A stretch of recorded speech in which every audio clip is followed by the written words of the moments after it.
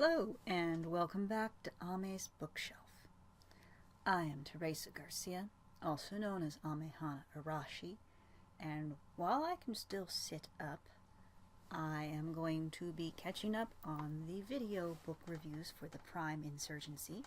So today we are going to be covering books 4 and 5. So book 4 is titled Four Paths Crossed, while the other is 5 Golden Rays, and these are both by J.D. Stonebridge. So starting with book 4, Four Paths Crossed, my review on this was very brief as I wrote down my notes while I was laying on my back because I hurt my back. But my thoughts are that this series gets better the further one reads, and I did look forward to reading the next book, which I did already finish. In book 4 we discover who the aliens actually are, and that they are our ancestors. So those that are interested in the Anunnaki and the Nephilim, those that have read Zecharia Sitchin, or those that are familiar with alien conspiracy theories, might find themselves nodding along with that. And the stakes keep growing in this book. In this book we end up meeting finally with Lance and Lauren's father, who we discover has become a Prime, and we meet Carissa again. So Carissa shows up again. So since Carissa shows up, I'm hoping that this means that later on Grace shows up again. It was really interesting, at least I thought so. Moving on to book 5, since I was a little bit out of it also when I wrote that review and did not go into quite as much detail as I normally would. Book 5, I was a little bit more coherent as the pain was finally lessening and I could finally, think beyond So in 5 Golden Rays, we meet a new character again in this book, and we actually open with the new character, which is a deviation from the other 4 books, as in the other 4 books we open with our heroes. So I thought that was an interesting change in pace. It was just quite unexpected to me. And then the POV shifts and we're back with our heroes again trying to find Lauren. And Lance gets a little bit more room to show his stuff in this particular book as he takes over making the introduction to when the action really starts going. He ends up getting to use his military ID for once, and really seemed to be pleased with showing a real ID instead of a fake FBI or a fake press badge. During the following scenes we get to find out what the new Prime that we met in the very opening is up to, and find out what his backstory is and what he calls himself. He calls himself the Sun Child, and all his little groupies are called the Sun Children, and I thought it was really interesting to have a Prime with groupies, although some of those groupies seem to be rather unwilling, and I will let you discover out exactly how unwilling by reading the book. But it made me go, huh, and giggle a little bit at the same time, not because it was funny, but because it was just one of those darker things that I know that some actors wish that they could do.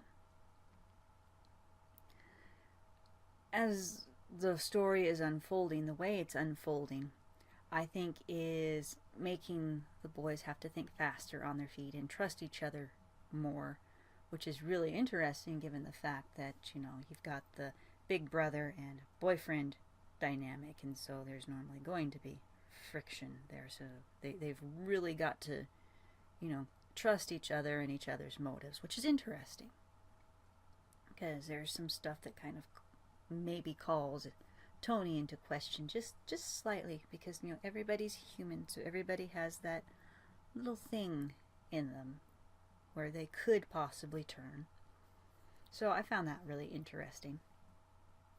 It seems to make their relationship have to grow stronger so that they can meet their objective, and I like that a lot. I so far am very impressed at how each character is quite well rounded. Each of them have their own little quirks and little story threads that if the author had time and it was in the scope of this particular story, he could probably backtrack so we could find out why they became primes, why they opened themselves up to these beings, and what their lives were like before. I'm also very pleased at the various character growth patterns and the development of the different relationships between our cast of characters, because not all books pull that off successfully. The pace is still fast, which is appropriate to a thriller and a mystery. It doesn't rush all the way, though. You've got your little pools here where you get to rest for a moment and process things before you're running off again. But you do want to start this series from the start. It's not like the Xanth novels where you can just pick up one and read wherever the heck you feel like reading or have access to. No, this series is definitely one that you want to go start to finish. And there are 11 books in the series. Last night I saw that book 6 was out. I think book 7 is supposed to be due out pretty soon. I've heard that all 11 are on their way soon, so you'll want to keep checking the author page. I hope that he boxes them all together and also releases a boxed set, but that's my own thing, because I get gratified when I see boxed sets.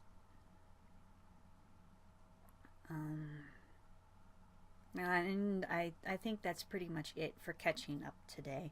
So we will see as to whether or not tomorrow I get to do a single audiobook review or if I've got to do another 2-pack video deal. It all depends on my back. Since I'm recovering again,